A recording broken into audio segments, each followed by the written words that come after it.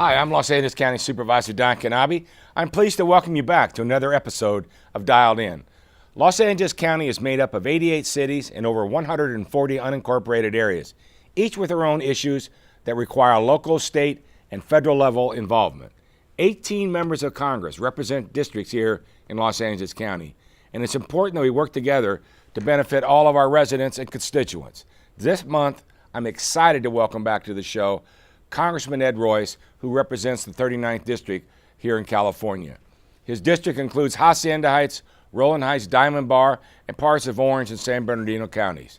Since first being elected to Congress in 1993, Congressman Royce has worked to address the national debt, fight the exploitation of children, and spur job creation. He is chairman of the very powerful House Committee on Foreign Affairs and also a senior member of the House Committee on Financial Services. Today, we'll talk to the congressman about what's happening in D.C. and the issues he's working on here in Los Angeles County. I hope you enjoy the show.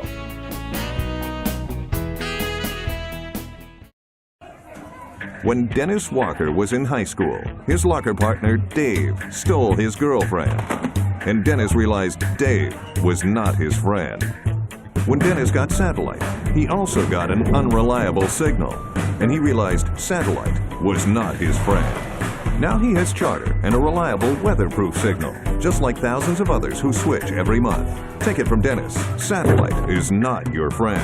Get a reliable signal, rain or shine, with Charter. Welcome back to Dial In. As the chairman of the House Committee on Foreign Affairs, Congressman Royce has been a major player in our country's international policies, from the ongoing conflicts in the Middle East to Ukraine, Russia, to North Korea. He's been heavily involved internationally on behalf of the United States of America. Welcome back to the show, Congressman. Don, good to be with you. Thanks. Well, let's see. Let's start. I think you've been in Congress now for 20 years? Yes, indeed. Yes, indeed.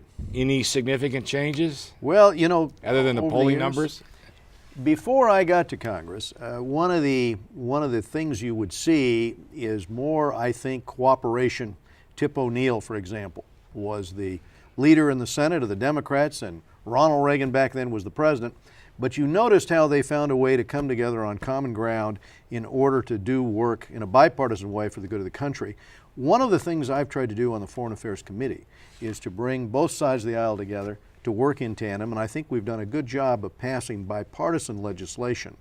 That's one of the things I want to do. I keep reminding members of the days when Reagan and Tip O'Neill worked together. We need to have those kinds of relationships today because there's a lot of work to be done. We're all in this together, and we face some very serious challenges overseas. And it appears, at least to the public, and even though I'm sort of an insider-outsider, that it's more challenging and more difficult to get things done together. It has been. There's a ranking that is done by GovTrack in terms of members of Congress. I have the highest percentage of legislation, authored legislation, in which my co-author is a Democratic member. So what I try to do is to sort of combine and work on the legislation early with members on both sides of the aisle to get that consensus, then introduce it, and then move it into the Senate. Well, I think yours is one of the few committees where bipartisan efforts are coming out of. I do remember the old days. I remember going back there and you and Jerry Lewis and Lucia Roy Allard, you guys would convene both sides of the aisle together, and we'd have a meeting of all members to make sure that we were moving forward on legislation not only affecting Southern California, but the state as well, too. So right. We have some big challenges, and what we do in D.C. can really impact California. Absolutely, we've got to do it big together. time, even though we're so far away. And you have to put up with that, ABC, anybody but California kind of a thing. So as chairman of Foreign Affairs, I mean, obviously you mentioned some of the bipartisan issues, but maybe give us an idea how that committee sort of interacts or is involved in crafting some of our international policy. Let me give you some examples. For example, we embassy security, making certain that we do the oversight overseas. We've got an embassy security bill that I authored that is now over in the Senate in order to better protect our personnel in the State Department. We have the responsibility of oversight over the administration on foreign policy, which is an ongoing requirement with the hearings, with the Secretary of State, and with the executives. Head of USAID, for example, will be testifying soon. We have the We have the responsibility with international broadcasting, and we've got a bill right now that I and Ellie Engel have authored that's passed into the Senate to overhaul the way in which we broadcast into countries like Russia, trying again to do back what we did with Radio Free Asia, Radio Liberty, or Radio Free Europe, Radio Liberty, where we broadcast into countries where they don't have a chance to hear other viewpoints and sort of move those countries away from a more confrontational approach to the United States, but instead bring up the next generation with a better understanding of our positions. We're doing that broadcasting, of course, also in China and also now in the Middle East. We're going to overhaul that. So I'm soon traveling to the Middle East. I'll be there to have meetings on some of the ongoing problems there, but conflict resolution is part of our responsibility. I was recently in the eastern Ukraine and western Ukraine, speaking with the Russian faction and with the Western faction. Poroshenko, the new president, is trying to bring Ukraine together, and increasingly you find Ukrainians in both factions saying it's time for the Russians to butt out. And that's a decision for them to come to, but he's obviously pulling the country together. We can assist in that. Well, you're one of those rare members, because a lot of folks are retiring, that was pre 9/11 and post 9/11. How has the role either of Congress or particularly your committee changed since the events and tragedies of September 11th? You know, it's interesting. I think it was only on our committee that we were sort of monitoring what was going on in Afghanistan pre 9/11. And pre 9/11, we had terrorist training camps that we were worried about that were being used by Al Qaeda. And Al Qaeda, specifically with the consent of the Taliban, was preparing attacks. It turns out an attack on our homeland. One of the things I remember is a hearing I did with a professor, Hassan Nouri, originally from the University of Kabul, warning us about these camps, and me saying, you know, there'd been one attack on the World Trade Center. If we're not careful, there'll be a second one. He called me the day of the attack to say, you know, in our hearings, this actually came up. The fact that there was sanctuary there, with sanctuary they could plan for the attack, and that diplomatically and with pressure we should have been doing more to resist that. Well, I think post 9/11, the big change is now the understanding that if somebody's using a training camp and is using sanctuary to train, as right now ISIS is doing, you don't want them to be able to use that sanctuary in order to fully vet and train a force from outside that region to come in and attack. And this is something that Great Britain and the United States and Australia are all very worried about, because we have foreign fighters over there training in that camp right now. Many have suggested we should eliminate that camp. And certainly if the president makes that decision, he has the support of our committee to take out the terrorist training camp where ISIL is preparing in that terrorist training. Well, the events recently with ISIS and the issues going on, I mean, what do we really need to know? I mean, you've got sort of a combined effort over there that I always think is, and I always tell people from my days in the Homeland Security Commission, hey, folks, there's a whole bunch of folks out there still don't like us, inbred here, but the issues, you know, Syria, Iraq, and ISIS, what do we need to know about that? Well, I think ISIS is the problem we're focused on, because that particular organization, those foreign fighters, 5,000 of them, are from countries such as in Europe, Australia, the United States, Chechnya. They've come from outside the region to go there with this commitment to a caliphate, a worldwide caliphate as they call for.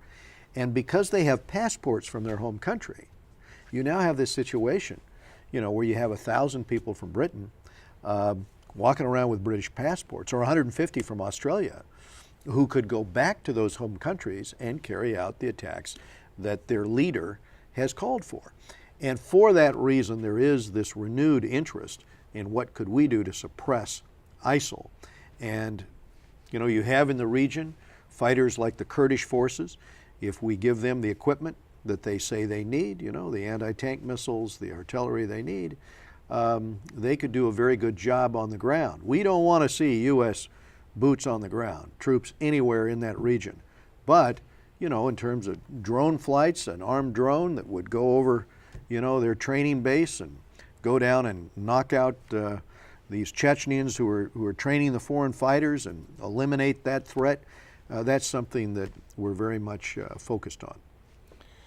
Well, obviously, there's a lot going on in the world and a lot of international conflicts, but I know you also have a history of interest of issues in Africa. And I know that this Ebola outbreak and some other issues. What is the role of your committee, or you in particular, as it relates to these kinds of issues? You know, I talked with President Ellen Johnson Sirleaf. She's the first woman president of an African country, and in Liberia. The problem in West Africa, in Liberia, in Sierra Leone, in Guinea, is that we have a situation where you have an Ebola outbreak that is very severe. So what the CDC here in the United States has done is to put 60 of their experts, the Center for Disease Control, have their experts on the ground watching the airports in West Africa to be able to check anyone coming onto a flight to see if there's any symptoms. This is a great concern we have, is, you know, not having flights coming to the United States of people that might have Ebola. At the same time, we are also getting the equipment in, because the number one thing that they need on the ground, and groups like Doctors Without Borders need, is the type of equipment that would allow you to isolate anyone with Ebola, treat them, and then if there's a corpse, properly handle the disposal of that corpse. So a lot of effort right now in the CDC is going into how to contain this, how to treat it, how to come up with an antidote for it, and the key here is not to allow it to spread out of West Africa. A lot going on. I mean, guns and germs and all kinds of things internationally that could potentially impact the United States as well. You're also a ranking member on the House Committee on Financial Services. What kinds of issues do you deal with there? On financial services, one of the things we're very concerned about is to try to get the economy, you know, up and running again. What can be done in terms of making sure that there's access to credit out there, to make sure that you have, for small business, the ability to obtain loans, to get that extension of credit. You've seen the situation out here where many businesses with performing assets still weren't able to roll over that line of credit, still were not able, you know, to access that loan to expand. And so on behalf of our constituents and on economic growth, we want to make sure that that sector is working well, and at the same time we want to make certain that any institutions that are too big to fail are either broken up or properly regulated, to make certain that those institutions are controlled. Because we hear a lot of conversation about too big to fail. Right. But so there is conversation, if you feel that they're too big to fail, you're going to look at possibly breaking them up. That is correct. Because you're starting to see movement back of people coming together again, which makes everyone nervous. And what we really want to see is health and strengthen the community banks, because the community banks are the solution. They were never the problem. The problem were the big investment banks that were over-leveraged. So one of the requirements is you've got to control leverage. You can't let them leverage it more than 10 to 1. And the second thing you want to do is everything you can do to assist the community banks in extending credit and allowing bankers to be bankers. Remember, they didn't get us into this, and they're part of the solution. Community banks and credit unions are part of the solution to get the local economy up and running again and help provide the access to credit to create those jobs. And particularly some of the bigger banks and bigger homes were the ones that leveraged the smaller community banks, and those were the ones that the way they got pinched out. So. Precisely. Well, look, we're going to come back and we're going to move it west to our backyards and the issues that you confront and I confront and how we're working together on those. And so I appreciate that. The good, quick knowledge overview of a lot of turmoil and around the world, and you're right in the middle of it. And I really appreciate you being here. Thanks, Tom. We'll be right back. When Connie Andrews got married, her maid of honor, Caitlin, made some unauthorized alterations to her dress. And Connie realized Caitlin was not her friend. When Connie got Satellite, she joined the millions who don't get true on-demand. And she realized Satellite was not her friend. Now Connie has Charter, with over 10,000 titles, many free. It's the on-demand she always wanted. Take it from Connie. Satellite is not your friend. Watch over 10,000 titles on demand with Charter. Hi, welcome back to Dial In. We're back here with Congressman Ed Royce, 39th Congressional District, chairman of the House Committee on Foreign Affairs, also a senior member of the Committee on Financial Services. Congressman, we've talked a lot about international matters, and so I'm going to try to see some of the issues that we're facing here locally. You and I have worked very closely together on an issue that we both have found so horrific right here in our own backyard, but not just here in Southern California, but throughout the nation. And that's, the issue of child sex trafficking. And let me first say I appreciate you allowing me to testify on the issue in front of your committee. I mean, that was an honor, but I think we were able to raise the issue to a level that it hasn't been before. And as you and I have talked, most people think this is something in some third world countries instead of our own backyards. You've had some, with your ability as the chair of the committee, and you have really, I think, helped, and I personally want to say thank you, having the federal government finally really take notice of this. One of your members, Congressman Poe, has been on the international piece. You've recently had some legislation that's been very important on child sex trafficking. Maybe you can explain to the folks what that's all about. Well, I'll share that with you, Don, and let me thank you again, not just for testifying, but for your leadership, the Board of Supervisors here in LA County. This has become sort of the template on how you approach this, but also your work statewide in that ballot initiative, because in that ballot initiative, by California passing an initiative that keeps the focus on the gangs and the pimps that are running these criminal syndicates, we allow for the first time kind of an intervention early on. As you testified before our committee, you said, well, you have a circumstance where increasing these girls that are being recruited are 13 years of age. And that's the same thing we heard from prosecutors in Orange County when they testified at our hearing out here, 13 years of age. And these are coming increasingly from across the United States. These girls are recruited by these Romeo pimps, and the next thing you know, they're in the hands of some criminal gang. Our legislation that we pass as the federal component of this first looks at the record of anybody convicted of child sexual abuse and makes sure they're not going overseas. At the same time, they're not going to Thailand because you know what they're going to be doing there. At the same time, we look at the records overseas of anybody who seeks to come here to have a record like that. We put pressure on governments overseas now. We have a special bureau that leans on those governments and ranks those governments on whether or not they're passing laws like the laws we're passing here to break up the criminal syndicates that abuse these underage girls or that go after trafficking, labor trafficking issues. So we have a series of bills we've put into the Senate, and I'm still working on a third piece of legislation, an additional piece of legislation here, that will try to give the worker the information up front so that he or she knows just what job you're going to be getting, and a 1-800 number to call if it turns out that it's not the job you were told you were going to get, if it looks like you're being put into servitude, and specially trains in the U.S. out of the Department of Labor and other agencies and prosecutors to handle these cases so that we nip this thing in the bud. Well, you're working with the Department of Homeland Security is involved with their Blue program and other kinds of programs. I mean, one of the big issues is us, it's much better for us here, particularly in California, here in the county, to make it a federal issue versus a state issue. Right. Because at least at the federal level, these scumbag pimps are spending 90% of their time in federal prison. Whereas, we got the release issues here, Prop 109 here in the state of California.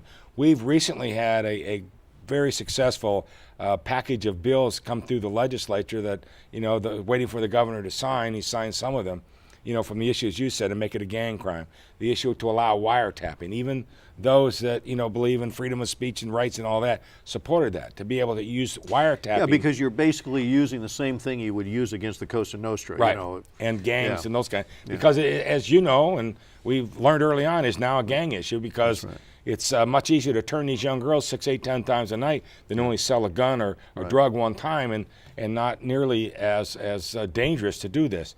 On the federal side, one of the issues I know you've been looking at is it relates to the trafficking issue and the movement of across borders between states. What is going on as it relates to that? Well, there's some of the federal legislation that we have pushed on trafficking assists in this regard, but we also have legislation that attempts to shore up our laws here so that the rule of law the rule of law. We are a country of laws, and it's very, very important at the end of the day that sovereignty means, addressing that issue. And I think too, we've talked about this in the past, and one of the things we've been able to get through, another bill that's come through here, is what was happening. Let's say a girl gets pimped out in Hollywood, then they take her to Stockton, then to Visalia, then within the state. And what was happening, these girls would have to go to each court to testify.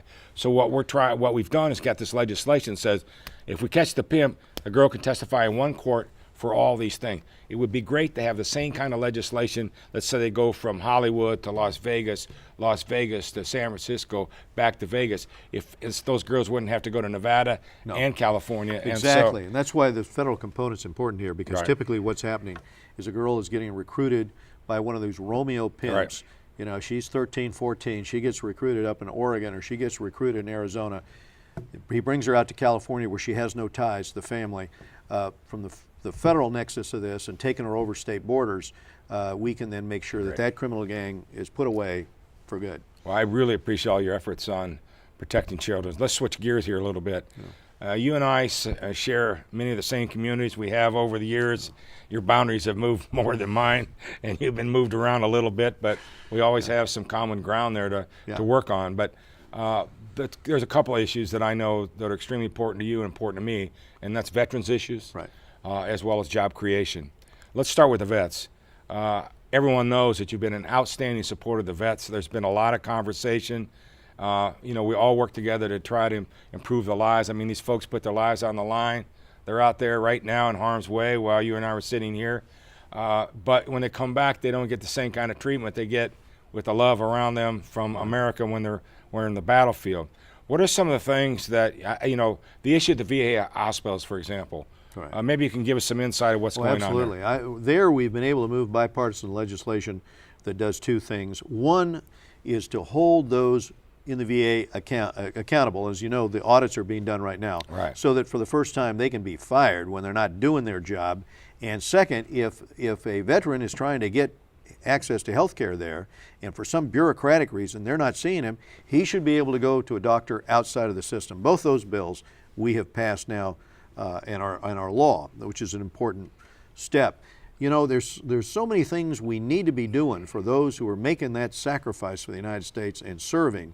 Another aspect when they come back is what we've been doing in terms of the GI Bill, expanding that, but also just the little things. You get transferred from base to base. You got to cancel your insurance and start up in every state. I've got legislation in right now that allows you to take your insurance if you're serving for the United States. To any state, any base anywhere in the world. It's crazy. Make it easier for these men and women who are serving our country, and make it easier for them when they come back to access the educational opportunities. I mean, I know just the issue of health care. If they can't get the services at VA, they should be able. We fight that all the time. We've said, look at Rancho Los Amigos, one of the top rehab hospitals in America. If they can't get the treatment here locally, don't send them to Texas or someplace else. We can do it right here. So we finally got that. We got that bill through. That is fixed. Good.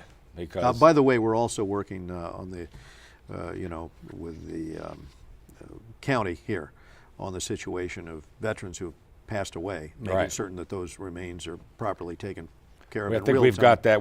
I think we've removed that. I'm working with Janice Hahn on a bipartisan legislation. Your office has been very helpful in terms of getting that thing resolved. On the job side, obviously the unemployment issue is always important here in Los Angeles County, being the largest county in America, big issue. What about your initiatives on behalf of small business and the kinds of things? I mean, we know what we can do locally, but there's a lot of issues at the federal level that have an impact on the number one job creator for us is small business. Some of the things we're trying to do out here, and I'll just start with legislation I have with access to credit through credit unions, making it easier for them to do more business loans out here. Another issue is the transportation, because businesses have to plan long range. They've got to get their goods to market. So on the 5760 freeway, we had those meetings out here with the chairman of the Transportation Committee. Now with the primary freight network, for the first time, we got that legislation in that makes it the fact that we've got goods movement on the 60 and the 57 and on the the Long Beach Freeway makes all of that a primary focus for our projects to expand the lanes. That frankly helps businesses down here. Well, as I tell you, everybody comes out of the Alameda Corridor, right? I mean, the Alameda Corridor is great. Those trains and trucks don't turn left, they turn right, and they come out through the rest of it. And coming down the 40% 60 of and America's imports are coming through the right in front of my Roland Heights office. The traffic stops every day. The other aspect of what we're working on is a bill we put into the Senate to try to do something to get the water down here, because you know the pumps have been turned off up at the San Joaquin, and here we are in the driest year in memory. And if we can get the competing companion bill out of the Senate into conference with this legislation, we need to reach a compromise here for more water storage in Southern California and for turning the San Joaquin pumps on, because if you go up right now to the Central Valley, you know, you see the fruit rotting on the dead vines, you see the trees are dying.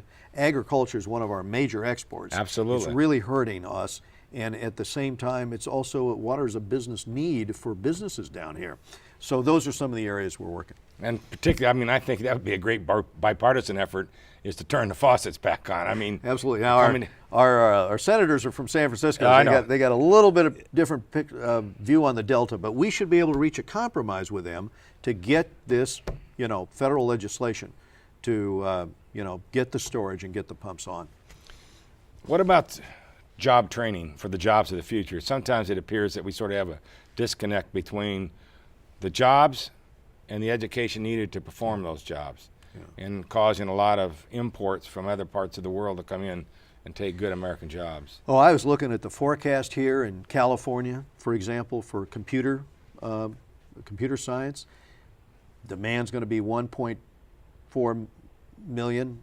The actual graduates are going to be 400,000. We need more slots. We need more slots in the engineering schools. My wife has, taught at Cal Poly, and I'm a big enthusiast of their engineering department. The polytechnics need to be able, and the universities here need to expand the hard sciences. I have legislation that I've co-sponsored on this. One of the things we're doing is we're putting computer sciences in the category of, STEM education, science, technology, engineering, math, and making this a priority. And as we beef up STEM, that's where the high-paying jobs are. Absolutely. The other aspect of this is our efforts to recruit and train teachers so that, 8th grade, 9th grade, in high school, we're recruiting kids into STEM so that in the university, they get those degrees for the high-paying jobs. That'll create more jobs in California, more opportunities. Sounds good. Well, Congressman, you have been an incredible supporter of Los Angeles County, and I speak on behalf of myself and my colleagues and the 10 million residents and the residents of your district, and not only in LA County but the other counties as well, to personally thank you for all your efforts on our behalf, and look forward to working with you in the future. And on your travels, just be safe, and we look forward to having you back in a little more details, but appreciate your time. Thanks for being with us. I appreciate it. We'll be back.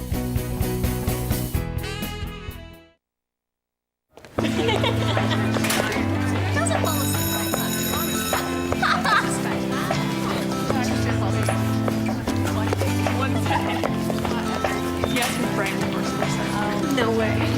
Hi. Hi. Shine, come on and let it shine.